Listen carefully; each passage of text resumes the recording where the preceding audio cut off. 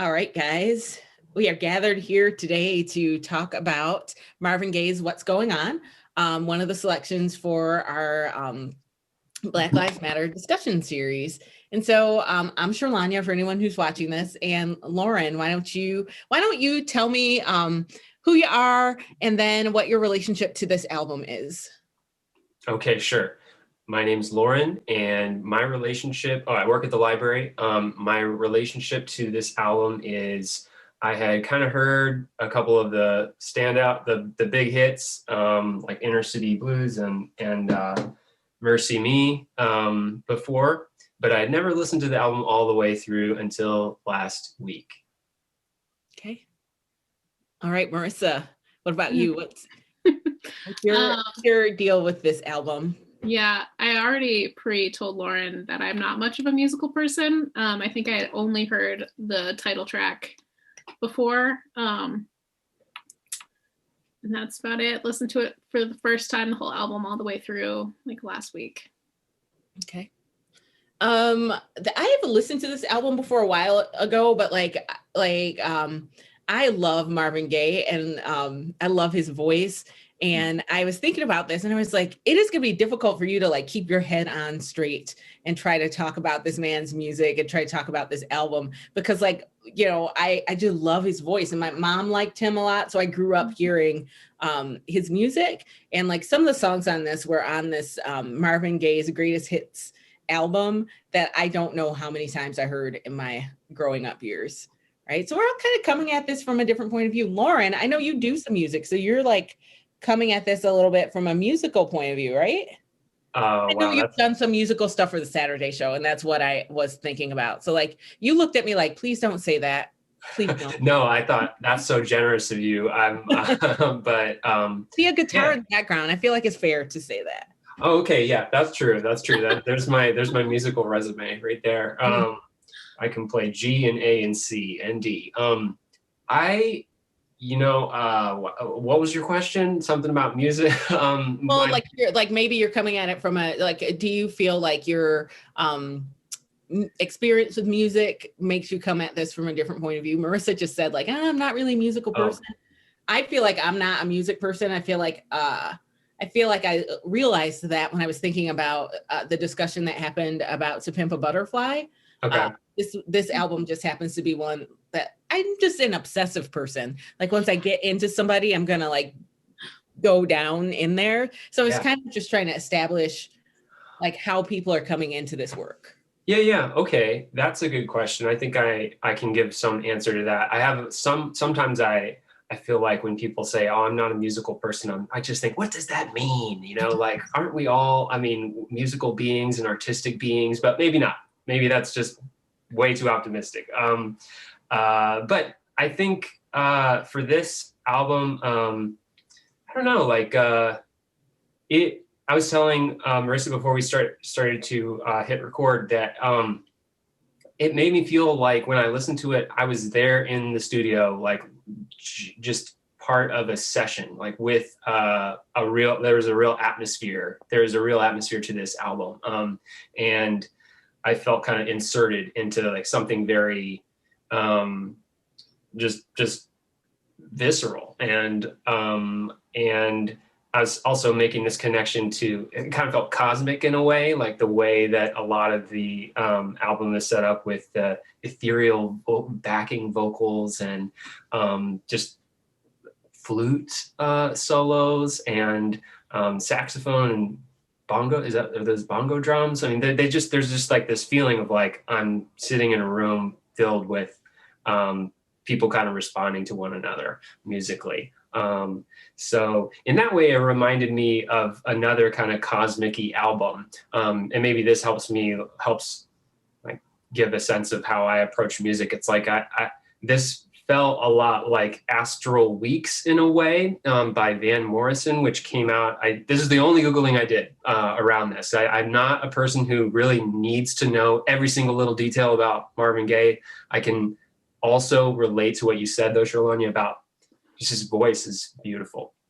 But I did Google when Astral Weeks debuted. That came out in 1968. and What's Going On came out in 1971. And it just kind of made me feel like, something's in the air around this era. Astral Weeks also has a lot of copious flute solos, also made me feel inserted in the room with like the musicians backing up this amazing voice and amazing like storytelling talent. I think the comparison kind of stops there for me, but there is that like imprint there, similar kind of a vibe. Interesting. So what did you guys feel when you listened to this album, as people who listen to it all the way through, this sort of story of an album, right? Like you can definitely see that this was a piece that was meant to hang together and tell like the story together, because the sounds are just weaving themselves all the way through, and the beginning and the end are the same, right? So like if we return to the record, you would turn that record over and like be going right back into where you began. So like what did that feel like? I had a couple of reactions. One was I pretty much went through the whole thing and then was like, what is this about? Like, what are the lyrics? Because I realized I was just like, it's very smooth and like, yeah, kind of cosmic, just like very like relaxing. And then I realized I hadn't been paying attention to a single lyric. So I had to like listen again. And then also just how I experience music now is different. It sort of made me nostalgic because I don't have this as a CD or like an actual album. So I was streaming it from online. And then of course there were ads in it, which like broke it up in a really jarring way, which was not great. But yeah, I once I got to the end, it sort of like started over almost. And I listened to a couple different versions. One I think was like the extended with extra like mixes and stuff. So I'm not sure if that like changed the flow from how it was intended or not, but it was, it definitely like, got to the point where I was like, did I start this over again? Is this the end? Where am I in the album? Which is kind of really cool in a way. Oh man, I have so many reactions to what you just said, and to both of you. I want to just start by kind of acknowledging like that it is a story that does all hang together, as you said, Sherlanya. It does really, for me, it does that for me too. And yeah, oh Marissa, like what you said about just the ads and stuff. It's just like, here's my little like just crotchety little like spirited, old man who lives in my head who's like, no way, that's not the like this is why we're all we're all going downhill. No, I think it is cool that AADL has the LP. You can check out the vinyl. I checked out the CD from the library, and it did feel good to like listen to this album on my bed while I was relaxing. And I kind of had a similar experience to you, Marissa, where it was like, I'm just losing myself in like the music, rather than, okay, I got to focus back. I had to listen twice to this album, which it lends itself to, right? I mean, it's a short album, 9 tracks, and it does kind of go in a, like a, what do you call that? That like Zen circle. It kind of felt like that. But man, it felt at different points, like it there are different tones. It's not just a one-note album. There are so many different feelings that Marvin Gaye is expressing in various songs. I'll tell you one that really stood out to me that, might just be my age, right? Is that I'm thinking about the next generation. I'm seeing people who are younger than me, like changing the world at this point, out in the world. And so that song about, I'll have to like pull it up right now just to get the name, Save the Children. I think it's track number 4, like where he's asking, does anyone really care? Like, let me just ask, like, does anyone care about who's coming up next? Does anyone care about these kids? And what I can't really remember. I'm terrible at remembering lyrics, but I think he says something along the lines of like, what a sad way to live. And then he later in the song says like, save the babies, and he sings it. I mean, it's just like this soaring, gorgeous like phrase that he says again and again. And it's, I think like, I mean, it's not the kind of song that like you just blast on a summer day going down the highway, like this is a very intimate song And it made me feel like it fits with this feeling at the beginning of the album. I'm sorry, this is becoming long-winded, where you're kind of entering the room, right? Like what's going on, you hear different voices. You don't just hear Marvin Gaye, but you hear like kind of this like crowd of people who are greeting one another. It feels very intimate, and they're friendly. They're happy to see one another. And I think it might just be COVID times as well, but this time we're in, it made me long for that. It made me long for that kind of like physical embodied community. And I don't know, I think that there is a focus throughout this album on just like humanity in this real palpable way, which is super cool. So something that you said made me, I also thought about like what it means to listen to this album intently during COVID times. And one of the things that I've become interested in over the course of the series is like, you know, how does what else you're consuming impact the way that you are interpreting something? You know, how does all the stuff like, how does something enter your database, right? Because we all have a collection that we're walking around with.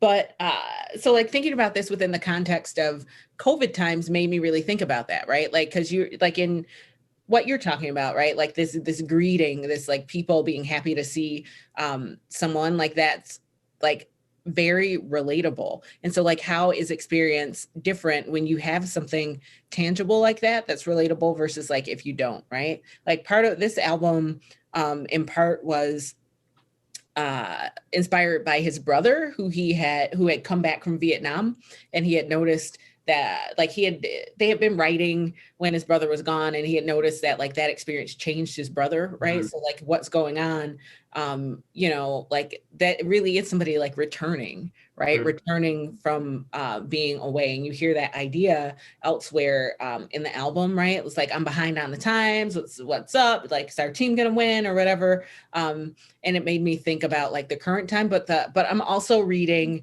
the new Jim Crow right now, which is talking about incarceration.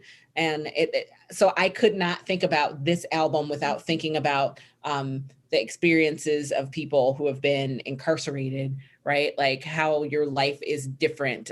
Even some of the language around war itself, right? Like thinking about mass incarceration, thinking about the war on crime, and thinking about like one needing to figure out how to survive both in an incarcerated state, and then also like how to survive on the outside.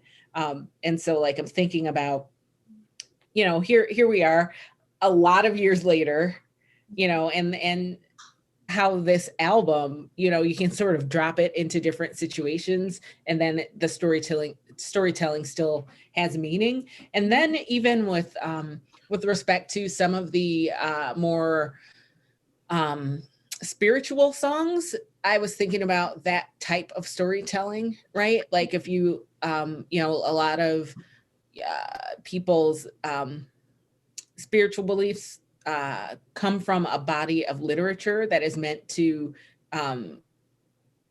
guide later, right? Or we've taken it to guide us later. And so like to have this album that feels like you can take it and use it as like a roadmap 50 plus years later. And then it's also something that's like got these like religious elements to it. I thought that was interesting and impacted the way that I read the album. You guys are like, why is she so nerdy about all the things? This is why I say I'm not like a music person though, because like I know how to dissect a text. I don't necessarily know how to talk about music, right? Like you could listen to that whole thing and be like, did she not hear the horns? Like what is happening? I think we're all, I mean, I think Marissa and I were talking about this too. Like we're not music theory people. I'm not a musician despite what it looks like on my wall. Like and so what you're saying, Shalanya, about like everybody's walking around with their, you know, little mini libraries of stuff that they're experiencing, reading. I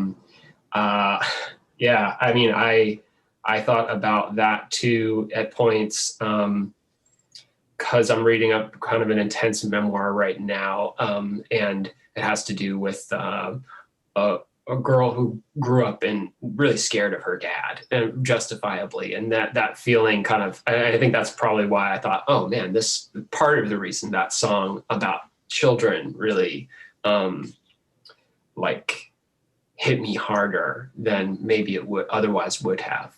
So yeah, I absolutely know what you're talking about there. And that's an interesting idea that you bring up about like this being a message that can be applied 50 years later, to our American era.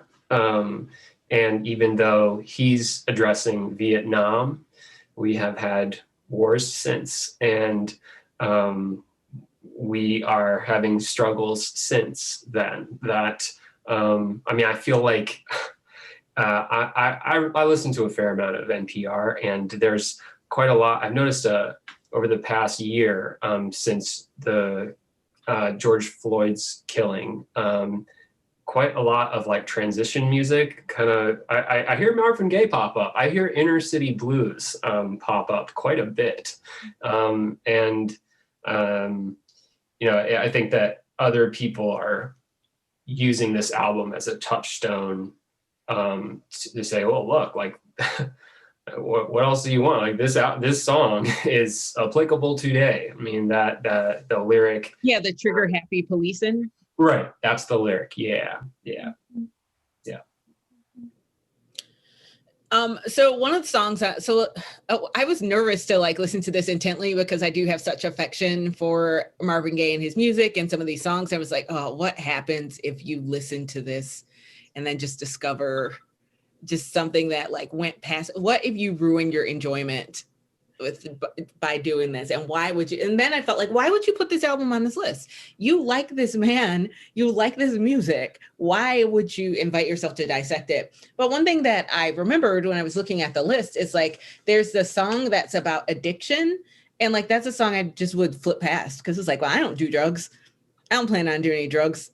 I don't really like this is not a song for me. Right. And then again, it just makes me think about like within the context though of considering like a discussion series that is talking about or like trying to get people to think about things that they might not normally think about, or to think about a matter that they think does not impact them. I was just like, oh, okay, that was a mirror I wasn't expecting, right? You know, it's like, okay, yeah, you definitely just wouldn't have listened to this song. You definitely have like flipped past the song because you simply find it irrelevant, right? And then it's like, all right, so you're exhibiting the same behavior that like you wish that people wouldn't exhibit when it comes to things that do impact your life. And I don't know, I just wanted to talk about that and see if anybody else's experience of the album went that way. I would have felt that way also about like the more religious songs. I'm just like, yeah, okay, do you. But like, I'm not going to do you.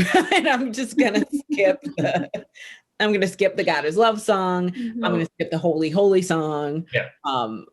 And so like listening to it from beginning to end, like, and taking it as the piece that it was intended, this is probably the first time that I've tried to do that. Just again, it's like, yeah, it's not for me. And everything isn't for everyone. We all have finite time, finite resources. But like I had to sit with and think about like skipping the like addiction song. May I ask, because I just don't know, which song is that? I read the Flying High one as one, yeah, because like he's talking about flying high without ever leaving the ground. So that's, to me, seems like it's definitely a drug experience. And then he talks about being hooked. The speaker talks about being hooked, and talking about, he'll feel fine in the morning, but then at night the pain comes back, and like he knows it's a dumb thing to do, but he's going to do it anyway. And then like knowing Marvin Gaye's story and knowing that he ultimately struggled real hard with addiction, I think, made it. when I saw that, I was like, already knowing his story, it was like, oh, yep, this seems like a song about addiction. And then like thinking about the fact that like after the Vietnam War, a lot of people came back with substance abuse problems. Mm-hmm. Mm-hmm. And even knowing all of that, I still would have skipped this song. Like even like knowing that like this person had such a hard time, and essentially seems like he was trying to end his life through drugs at certain point. Like at one point in his mouth, he was like eating cocaine, I think I read somewhere. And then he like his drug use and his father's alcoholism was like this terrible cocktail that ultimately did result in his death. I'm sorry to hear that. I did not know that. I'm ignorant of that biographical aspect. And I mean, this might be saying something of me, sure. But that went like over my head when I listened to that song. I don't think I listened to it closely enough, which probably says something though about like music in general. Like, you know, I know it takes me a lot of listens over the course of a period of time, like years. Like if I find a song or an album that I like to ride with that album for a long time. I will never not like find something new in like I don't know, like in an MF Doom album, or like if I will never not find something new in like, you know, something like I'm listening to like a Louis Armstrong album. I'm listening to Sidney Bechet, like these jazz, and it's a Radiohead, you know, like Kid A. I listened to that growing up a lot. I still find stuff. It's just, and I think that probably too, at different periods of my life, certain albums become relevant. And why is that? Well, it's like the lyrics finally struck me in a particular way. So anyway, that's just to say, like, I agree. I mean, like, yeah. What songs are you guys like stricken by in particular? If anything like hit you like that? It's such a violent like. Just. I mean, honestly, just the what's going on. I had never really listened to the lyrics that closely. Because this was probably the most popular one that I had heard and was most familiar with before now. And so then when I was intentionally listening, it definitely like, oh, okay, this is what this is about. Yeah. And still, even now I'm thinking like, I should listen to this again. Like, yeah, definitely there's a lot in here. Yeah. Yeah, I think there are several. I've already kind of hit the Save the Children a bunch, but Mercy, Mercy Me, the ecology is one where I did catch like some lyrics where it's right in the title. It's about the environment. It's about like mercury levels in our water systems and nuclear energy being, you know, a part of our ground and air quality now.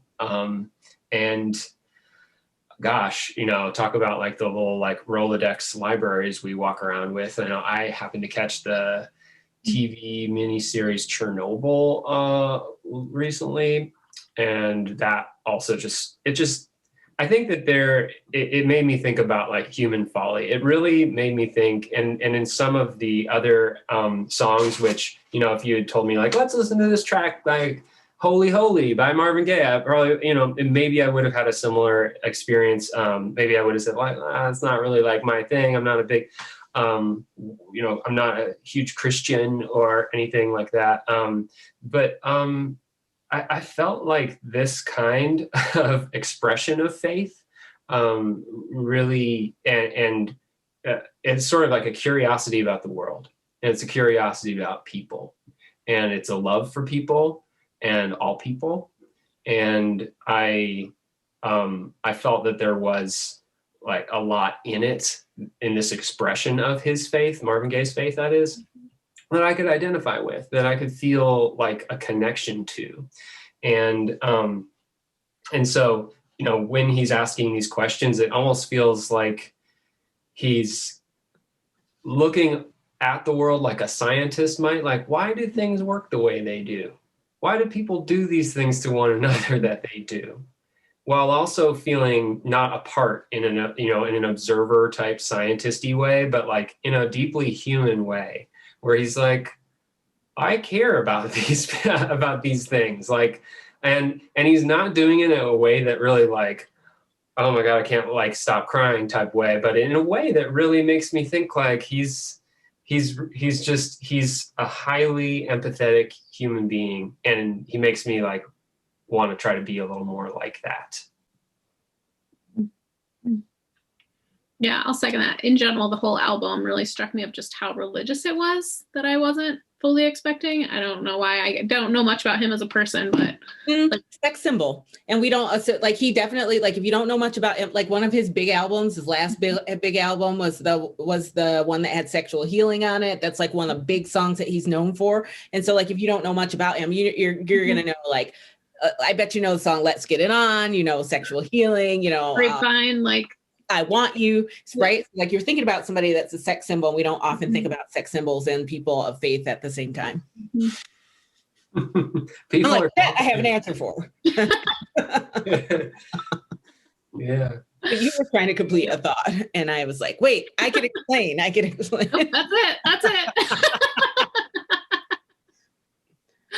One of the things I was stricken by in listening to this album is like how he really makes an argument for like, I don't know if this is the right way to say it, but for like a brotherly love throughout. And I feel like it was like woven in, right? Like, I feel like the Save the Children one is like this. I feel like, I don't know, like and again, this may be just because of all the reading that I've been doing, right? And then, one of the things that I worked on was, I watched Selma, which there was a lot of like thinking about love in the way that Dr. King thought about love in that movie, right? And then like when we had like one of his speeches up for Martin Luther King Day, I had read that line by line to break it up into chunks, right? So like in my recent library, right, thinking about that way of looking at love is just in my mind. And then there was another event that we did that I was at that was talking about the role of love in education, which I was like, ooh, these are two words that I, just because of the way that like, just because the box the word love lives in, for me, that is not a box that I want open when you're talking about like teachers and students being in the same place, right? I just have I'm just like, you gotta watch some of these teachers, I just feel that way. But in this album, maybe because of those other things, I was like picking up on the like love one another vibe, right? Or like if you're talking about like having a responsibility to address like environmental concerns, for example, like is that not like a brotherly love activity, right? Because like you could think about yourself and not think about it at all, right? Like all of us could just live and be like, you know what? Only going to think about myself. I don't think the joint's going to explode while I am here. Or I can think about like everybody else and choose accordingly. And I feel like I saw that throughout this album. Yeah. Yeah, well, and then back to like, I mean, he gives like a shout out to Jesus and God, and also like, if not his father and mother and brother and sister, he talks about like fathers and brothers and mothers and sisters, and I think like, and back to what you were saying earlier, Shalanya, about he mentions the Bible as like this, maybe almost okay, it's a big leap to say like, oh, well, this album is a lot like the Bible in that way. but I do think that there are certain like touchstones, right? And the Bible for for a lot of people on this earth is one of those touchstones that I can learn something from, even if maybe I'm not a practitioner of a particular faith, and take that with me into the way I conduct myself in the world. And maybe this album too could be one a similar style of a touchstone where I'm going to take this and, oh my goodness, like it's incredibly relevant, like 50 years later, or the Bible's a little older than that, still highly relevant, right? Many would argue. Yeah, I feel like that's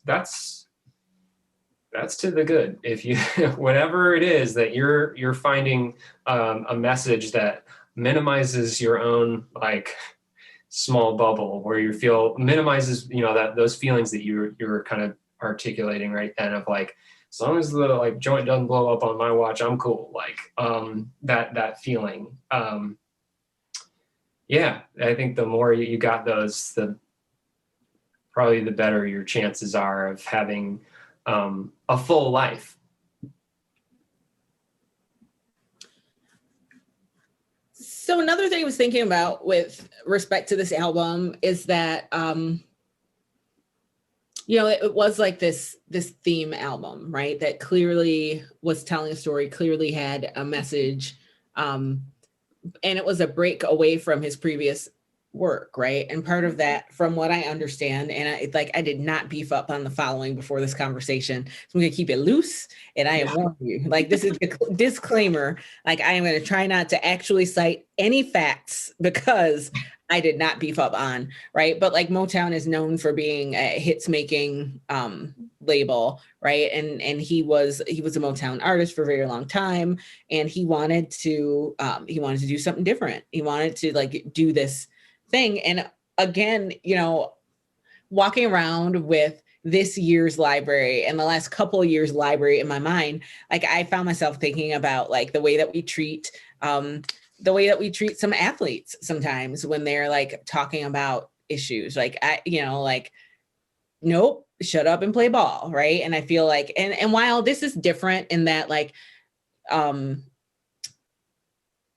if what you're trying to do is make hits and make the money from the hits, that's, I think, something a little bit different than that. But it just made me think about like, what is the role of like the entertainer, and what can the role be of the entertainer? And sometimes like what shouldn't be the role of the entertainer? Because there are all sorts of entertainers who like say things that you're like, please take all of that and put it back in your mouth, right? But then there are some people who are really like using their platform to think, right? Because like you can read this as like him like just really thinking through things, right? Or like using a platform to like help other people to think. And this album, placed within the context of thinking about those other issues, made me go like, put a Post-it note on that, and one day come back to thinking about that again.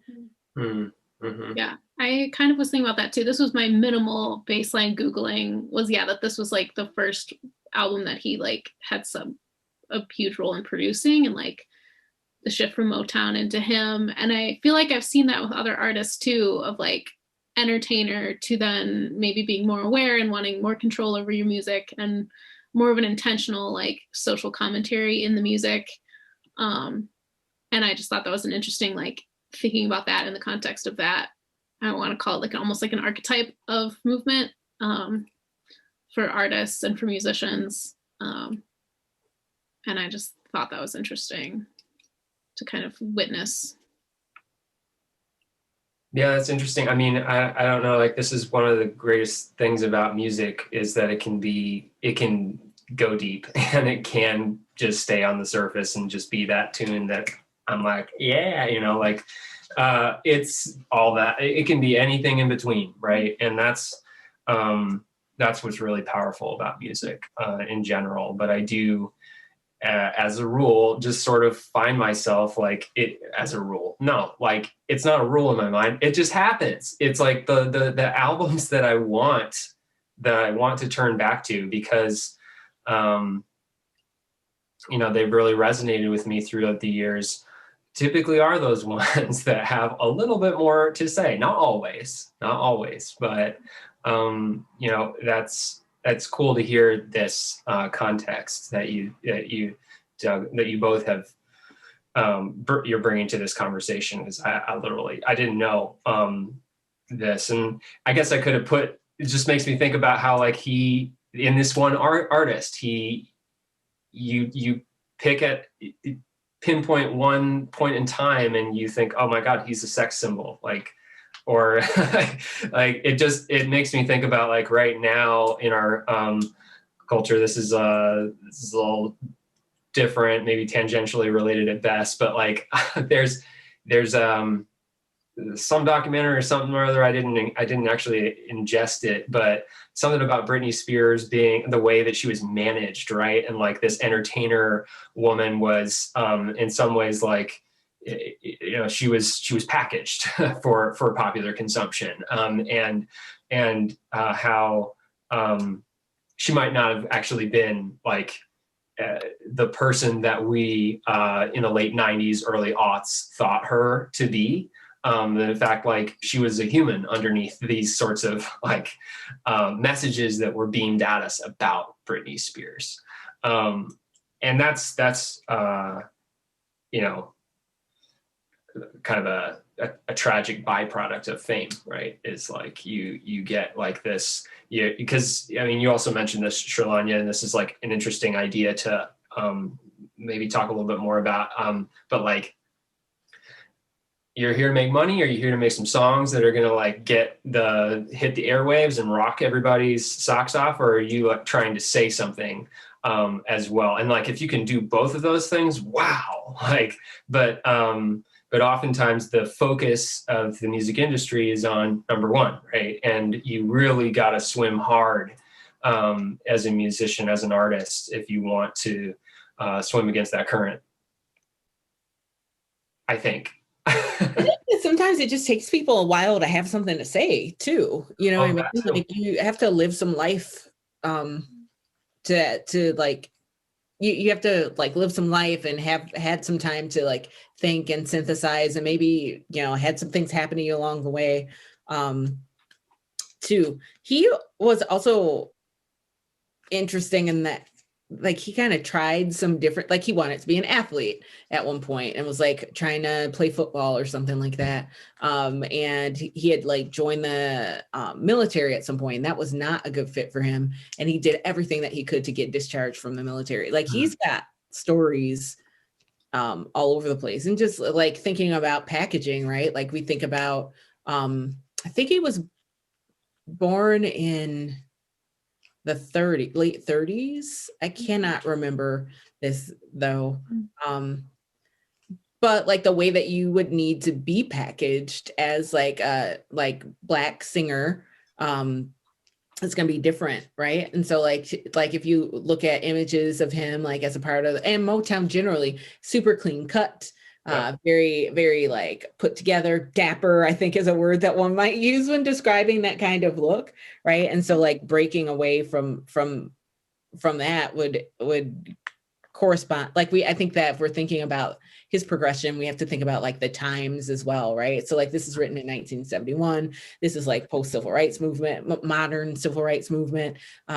This is like Richard Nixon as president. This is like,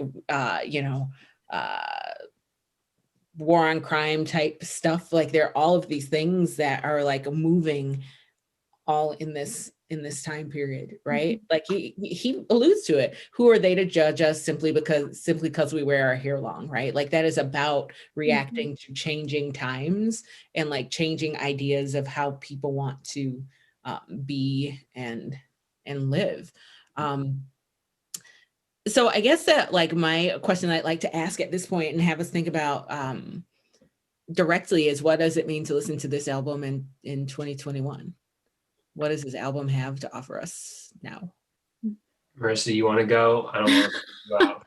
I mean, I have some stuff to say, but I feel like I can blab pretty well. So yeah, it is interesting how this is such a product of its time. Like it's very obviously deeply rooted in like Vietnam and soldiers and war and like the environmental rights movement, and like the Clean Water Act was around this time, Nixon, all that stuff. But it also still feels surprisingly relevant, which I guess is how life is. I don't know where to go with that.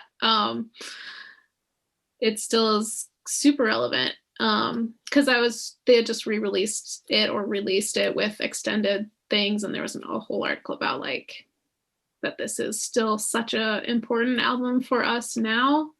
And I was kind of like, okay. And then I was like, oh, but yeah, okay. yep, okay. And I was in my brain of my brain library that I was conceptualizing it with, because I was like, yeah, there was so many protest songs, and this is such a, it opened this conversation about so many things. Like, what have we had that has done that, like, currently?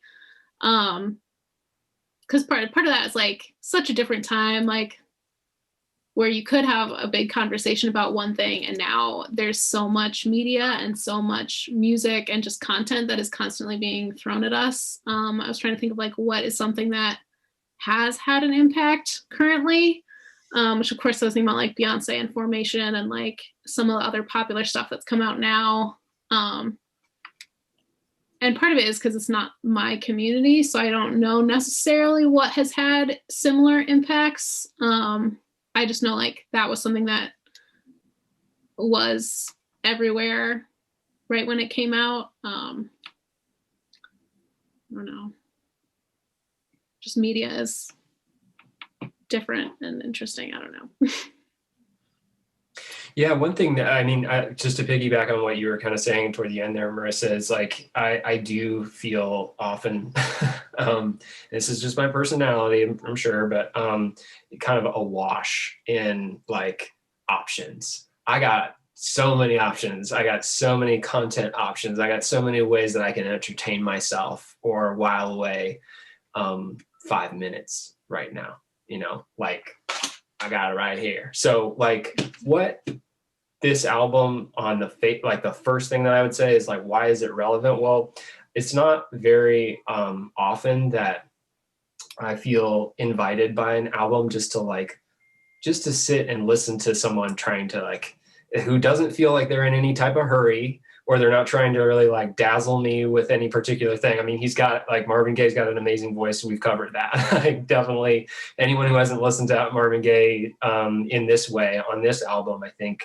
you should, like, because it's just a very personal experience. And without a lot of like maybe the flash of like the sex symbol era Marvin Gaye, which I don't know too much about besides like the hits, Ever. No, I'm joking. Yeah, I mean, he can be like, right, all those things. It's just that this album really, like, if you if you're looking to get kind of an intimate communication, this is an album to listen to. If you want that kind of I'm not going to call it like peace and tranquility, but I think I'll call it like this sort of invitation to slow down.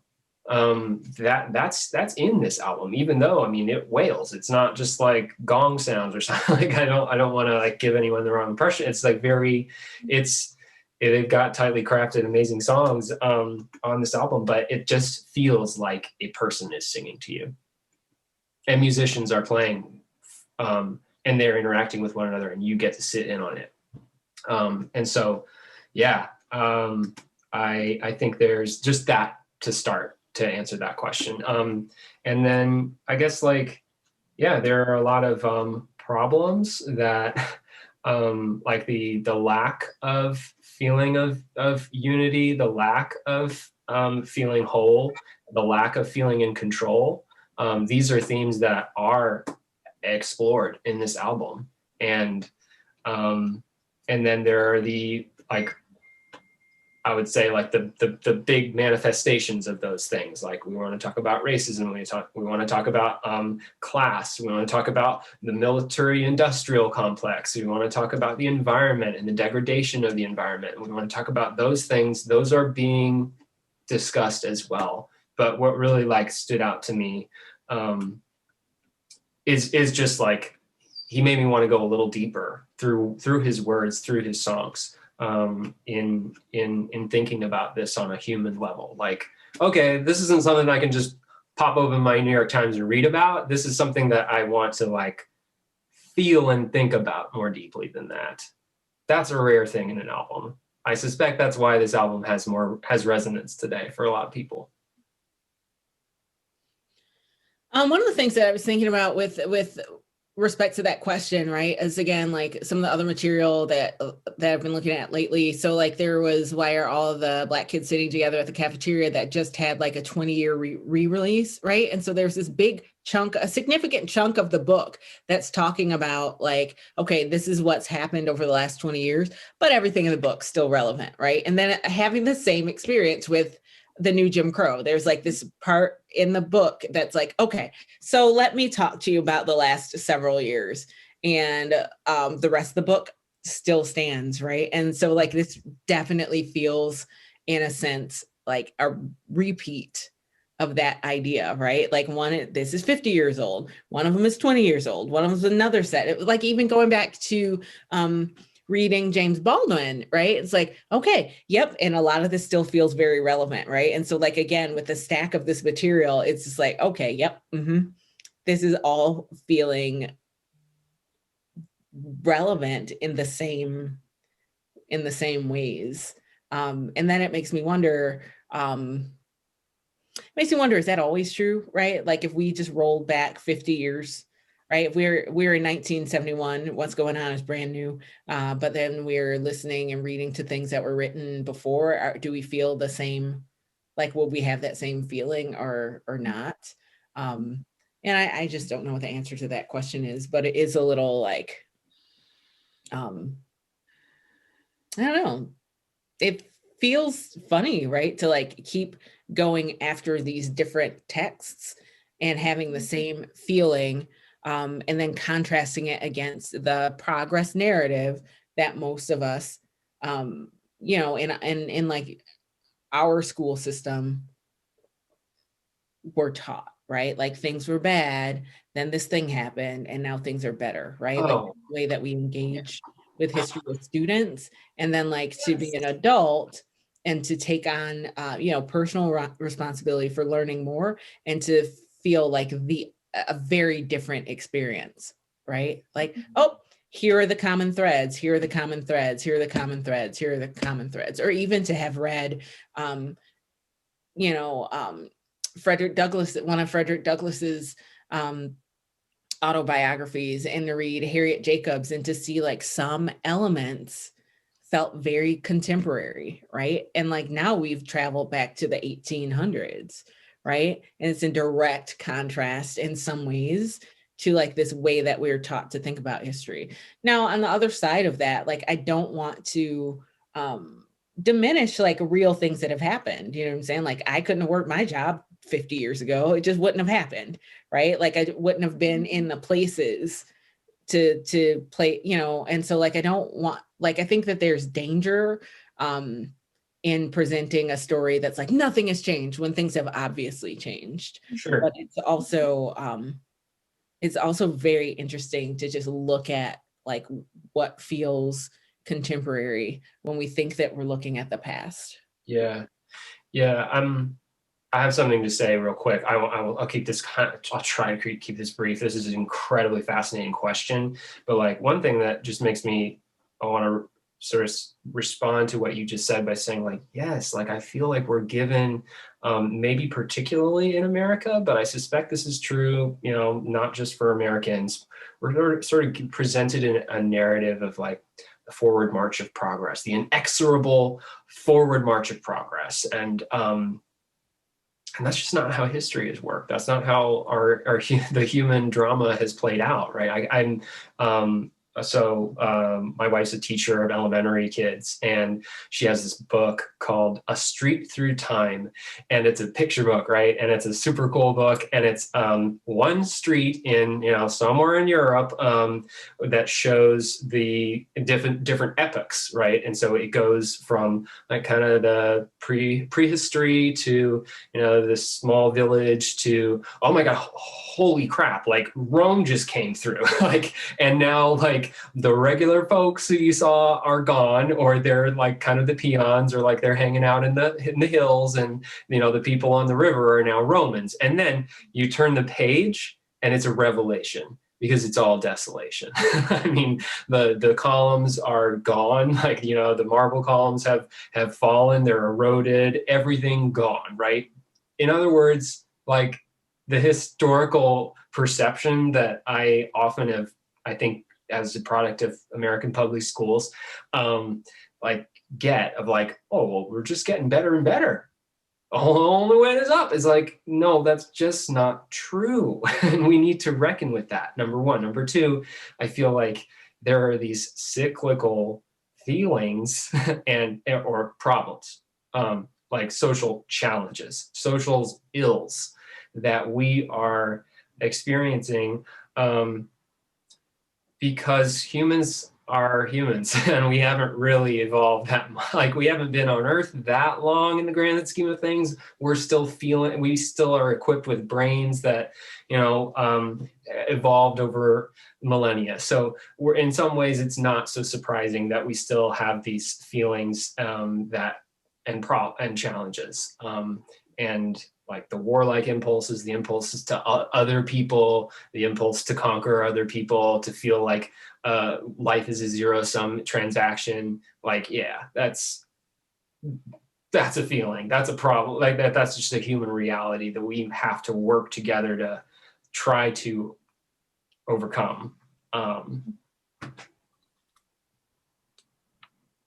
Anyway, that was that was a doozy of a reaction. I feel like this conversation could go on like for a long period of time. Like, I'm interested, Sherlanya, in like what you read from Harriet. You mentioned Harriet Jacobs, I believe, who wrote a book about her experience as being an enslaved person.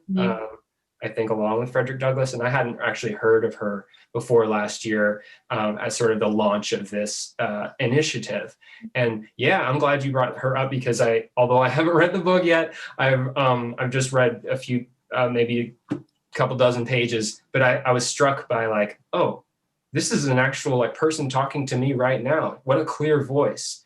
She's funny. Like, that book is like, the thing that I was surprised by when I read that book was her humor. I just, like, I had said before, like, I do not enjoy reading slave narratives. I don't like it. Right. Like, I would avoid them. Like, that's probably the stuff in my course, in my undergraduate history coursework that was like, I think I'm going to skim this. I don't want to.